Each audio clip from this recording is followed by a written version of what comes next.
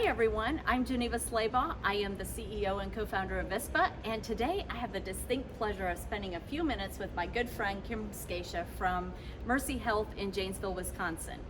And Kim is the vice president there at Mercy Health, and she is a trailblazer and a visionary and really has vision for the revenue cycle and where healthcare is going next. And so I figured it would just make sense. We're both in Orlando, Florida right now at the HIMSS conference. And so we wanted to just take a couple minutes and bring you in on our conversation. We have many of these conversations talking about innovation. In fact, I refer to Kim all the time as my innovation soul sister. And so today we're just gonna kind of talk a little bit about her experience over the last couple of years at Mercy in the middle of the pandemic, but even more importantly than it being a pandemic, the results she has seen and the change she has implemented are quite remarkable. And so we're just going to talk through some of that today, and you get to join in on the conversation and listen in. So Kim, thank you for taking a few minutes to spend time here with us. So when we think about implementing innovative solutions in an organization that has done things the same way for a very long time, that's no easy task. And when you began working at Mercy almost 2 years ago, just in another week or so, it will be 2 years, you were faced with a monumental challenge. Absolutely. And they had been doing things the same way for a really long time. So what does it take to step into a challenge like that? What were the things that you looked at and said, man, I've got to get in there, this is the first step that I have to do? What does it take? It takes a little bit of craziness first and foremost. Fair. I look back and say, oh, I must have been a little bit crazy. But we had to get the analytics in. We had to see what was going wrong. But moreover than anything, when we talk about innovation and change management, we talk about the way you bring people along into the discussion. You have to bring people along for the journey. It's interesting because earlier today I actually went to a session about recruitment and retention from Banner Health, and they were talking about, in order to create an innovative environment, you have to build it on trust. There was no trust in the revenue cycle at Mercy Health at all. There was no trust from the external departments. Physicians were upset, they were angry, they weren't getting any information back. Staff was very defensive, and they were always in fire drill mode. That's not uncommon in revenue cycle, right? We're always moving on to the next fire, and we never really have time to think about, well, how can I do it better? So we had to really get in and think through, how are we going to fix the monumental problems, right? We had several $100 million in receivables that needed to be collected, but we also had to figure out, how do we improve while we're dealing with that massive backlog? And to do that, you have to build trust. And so I had to build the trust with the executive team first. I then went directly to the staff, right? So I went into the leadership team and into what I call expanded leadership, which is everybody's supervisor and above. And then I really started, we do what we call rounding, meeting with the teams. You can't go and meet with anyone on your staff and listen and not act, right? That was critical. I would go and either meet individually with the staff or go with the supervisory team and talk with them about, tell me what your challenges are, tell me what the problems are. And when we met, I would take down a list and I would mark down who brought them up, and I would do the follow-up personally. Wow. That built the trust. So when I said, okay, we need to do something with technology or something with a vendor partner, it made it that the staff trusted me, right? They knew that my word, I stood by it. And so that was critical to our success and kind of building that culture of innovation. Yeah. I think you're absolutely right. Trust is it's really at the helm of anything that you want to do to bring change, especially. But I feel like so many times that we don't find that in revenue cycle, and and that brings me to, you and I have worked together over the last couple of years. When we implemented Vispa at Mercy in April of 2020. And certainly there was, even between us as partners, there was a building of trust in Absolutely. the process. And that Absolutely. took time. But I feel like the communication was so vital and so important, and that was another key to building that trust, even between us as a vendor and a provider. Absolutely, I couldn't agree more. It's critical that people understand that when you're having any kind of vendor, it has to be a partner. I talk about this all the time. We use bad debt agencies and early out agencies and technology vendors. If I can't trust you, I'm probably not going to work with you. It's just the way it is. Yeah. I think it's, it's like that in probably any part of life. It's hard to do anything Right? with people that you don't trust, right? Right.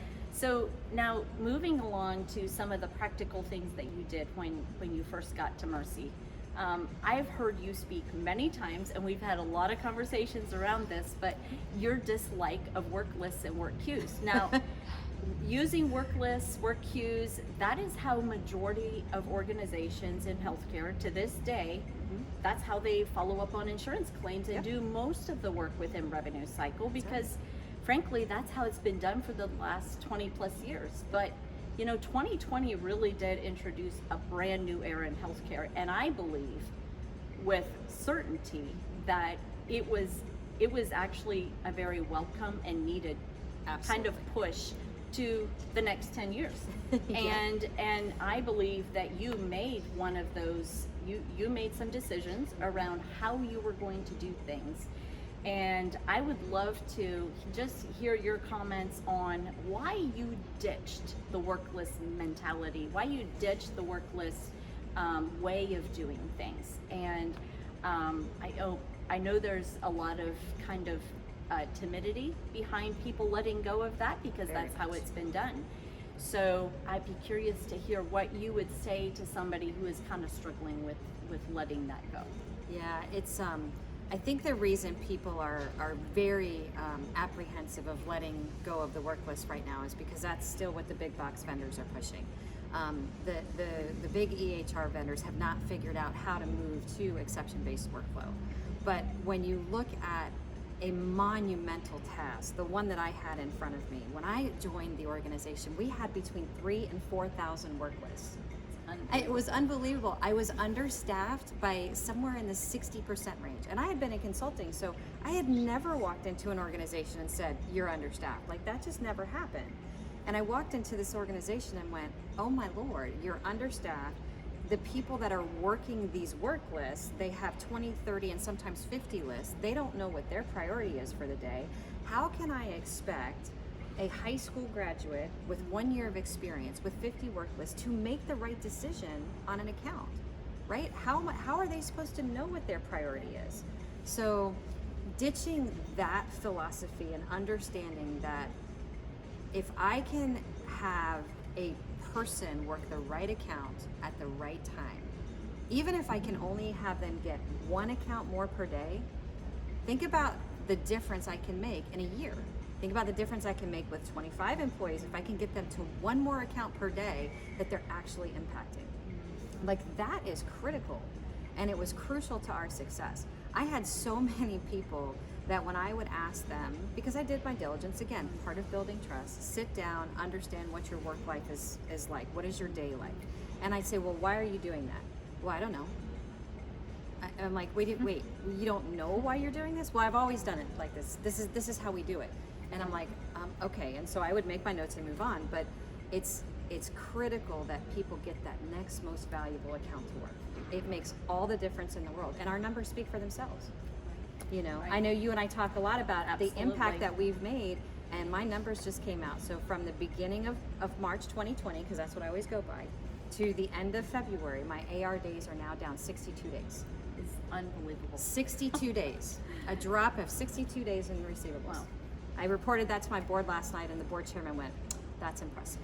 I said, yep, that's impressive. I was like, yeah, it is impressive. and those are the words that every VP of revenue cycle wants to hear. Absolutely. That's impressive. Because at the end of the day, it's about the organization and not just about how you've always done something. That's right. And I think it's easy to lose sight of that, and that leads me into what I was thinking about, next, and that has to do with leadership. Oh, yeah. it takes strong leadership to implement change. It's not for the faint of heart. No. And you've got to know, I always say to begin with the end in mind. And when you can begin with the end in mind and you know what it is that you are going after, then you can work backwards and you can figure out how you're going to get there. Well, you obviously have figured that out. So leadership is simply, it's influence, and it's changing the order of things for the better. And that is what you have done. How did you get your executive team, your executive leadership team, along with your day-to-day operations team on board? And how did you deal with any pushback that you may have gotten? I was pretty blessed because as I look back over the last 2 years, even though the pandemic was a challenge for us, it was a blessing in some respects. Yeah. Because there was a little bit of, for lack of a better word, breathing rooms. The hospital volume dropped so significantly, it gave us a little bit of breathing room. But when I think about how did I get my executive team on board, constant communication. Just like with the staff, if I'm going to build trust, then I have to constantly communicate. January of this year was a great example. We didn't hit our target. We were 6 million under our monthly target. I didn't hide that. I went directly to the executive team. We look at our numbers every week and I said, here's where we are, here's what I expect, and here's what we're doing to change it. And now with some of the initiatives I've got going on, I'm now also able to say, and here's what I need from you. Right? So it's no different with executives. It's just executives have less time, so you have to be a little more succinct in what you're asking for. Right. But it was all about communication. We had to make sure that they knew exactly what our starting point was. And when I got to Mercy, they didn't have any analytics. They had no information about where they really truly were. So when we had the analytics, even through VISPA, to show them what the staff were doing and show them what we were aiming for, it just gave them all the comfort in the world that we were headed in the right direction. That's amazing. And I know the analytics piece has been a huge part of your kind of guiding light of what to do next. And I can't help but think also that has played into you creating a culture of ongoing innovation where, in order for any innovation to be effective, you have to get the buy-in of your people, which you have done, but you also have to have that ongoing collaboration with all the stakeholders, including your leadership team and vendors and partners like VISPA. Yep. How have you created that culture of engagement with all the stakeholders, and then also the ongoing learning and training for your people who are kind of on the front lines every day? Yeah, it's funny. Like I said, I went to a session today. Engagement is high priority for me right now, mostly because we're still in this interesting time of kind of the great reshuffle. So recruiting, retention, engagement. So outside of analytics is huge, and everybody talks about analytics. We all know it's a need. You must have it to be successful. So that's critical from my executive team's perspective. I have to show them what we're doing. But from the staff perspective, I have to get to what is important to them. Right? So in order for them to be innovative, they have to feel valued, they have to feel heard, right? And they have to be engaged. But what does engaged mean? If I have people, like right now I have people in 5 states. So if I have people in 5 states, how do I engage them so that they can feel like they can have an innovative edge? And part of that comes with the listening. Part of it comes with the communication. I got some great ideas from the sessions today here at HIMSS about some of the things that we could probably, for lack of a better word, up our game with. Yeah. So we've started some things, but we still have opportunities to build on that. Yeah. And for us to get to the next level, that culture of innovation has to continue to grow at Mercy. Yeah. And that is something that only happens intentionally, right? That's right. Right? And That's I right. think, we have had many conversations where, everybody, it's such a buzzword right now. Everybody wants to be innovative, right? Everybody Yes. wants to say they're doing something that's new and exciting and forward thinking. Yep. And I applaud that. That's a good thing. I think my pause comes when we want to be innovative, but we're trying to throw an innovative solution at something, but we don't really have the mindset that goes along with it. And what I hear you saying is that it's great to have the solution, right? But your staff wants to feel the value of saying, hey, I'm participating in something bigger than myself. Right.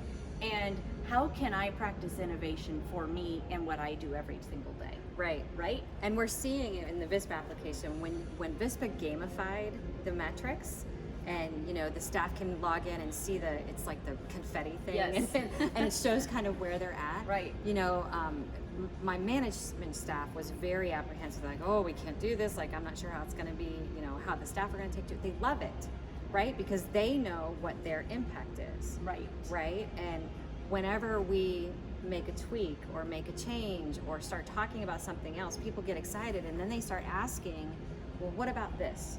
I have this Right. problem, or I have this repetitive thing that I'm doing. How can we fix that? Yeah. And they may not always have the right answers, because to your point, it's hard to be innovative, right? Yeah.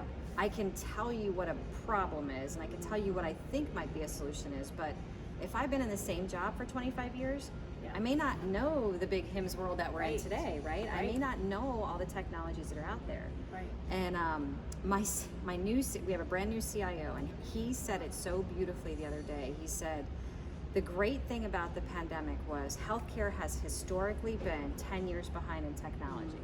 The last 2 years has forced us Yes. to push technology forward, and we're seeing things that we've just kind of dreamed about for 20 years. So education, communication, you know, and just continuing the conversation. Right. And this is where I could totally go on a rabbit trail. I know, right? Totally. and get excited, because that's why we created VISPA. Yeah. That's why VISPA exists, because you know I saw some of the other solutions that have been out there, workflow solutions that have been out there for years. Yep. And I'm like, there has got to be a better way. A better way. You look at all the modern technology that we use every single day, Yep. to your CIO's point, and you think, where is that in healthcare? Right. And when we think about the challenges that the pandemic has really forced on healthcare when it comes to staffing, Yeah. like we need to attract younger talent. Yes. And how are we going to do that when we are working in outdated technology? Absolutely. And outdated processes and outdated Yes. ways of thinking. Right. I mean, the whole Right. everything has to change. Right. And it will take us time, because Yes. healthcare moves at snail's Yeah. pace, you know, but there's one thing at a time. Yes. Like begin with the end in mind. Know Yes. where it is that you want to go, and then chart your course. And I believe that it is more about mindset than it is almost about anything else. every day. It- Every day. It really is. I tell my team all the time, you know, because I'm a very big morning person, but I keep that high energy up from 5 o'clock in the morning to 7 o'clock at night. It's not until I go home, it's actually not until I go to sleep, that I'm actually off. And people Yeah. are like, how do you do that? Why do you do that? I'm like, you don't understand.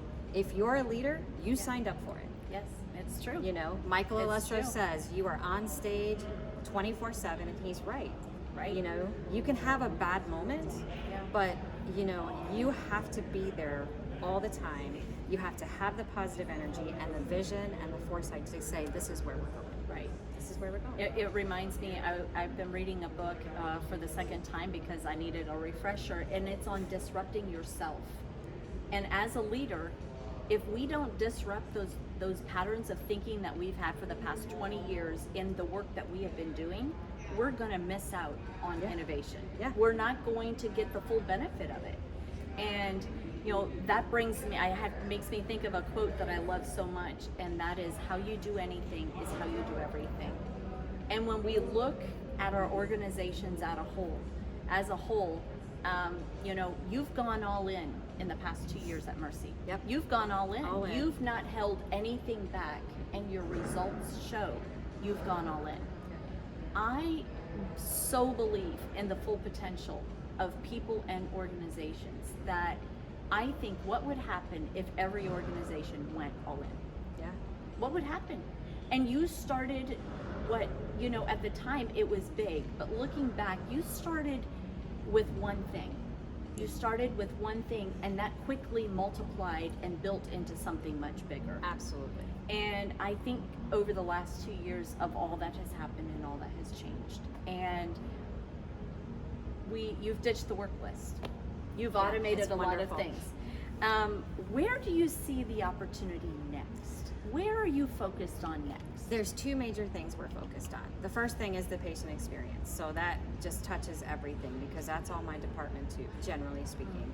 You know, ensuring that I can meet the patients where they want to be met, whether it be via scheduling or billing. We're offering new payment solution options. Ensuring that we fill the doctor's schedules by getting things authorized automated. So we have a new automated solution that we're putting in. So when we think about all the patient solutions, we're working really hard on the front end so that we can reduce the back end work, right? So that's a huge focus for us this year. The other huge focus for us, and of course it's one of the things that I've asked you about, is I need, because there's nothing out there, I need a managed care scorecard.